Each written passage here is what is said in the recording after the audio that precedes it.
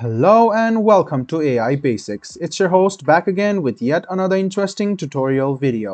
In this video, I'm going to teach you how you can change your email address with which you have registered your Veed.io account with. So, all you need to do is go ahead and open the Chrome or Edge browser on your PC, go to Veed.io, log into your account, click on your profile which you can see on the top right hand corner, and go to account settings.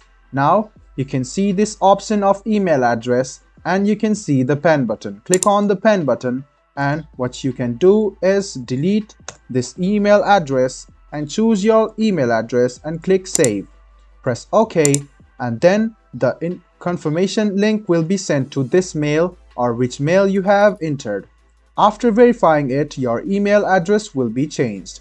So go ahead and verify the email and change your email address. I hope this video about how you can change your email address in Veed.io was helpful for you. If you still have any kind of confusion, please do mention us on the comment section down below. Like the video, subscribe to the channel and do hit the bell button for more. Hope to see you in the next video as well. Until then, goodbye, take care and make sure you enjoy.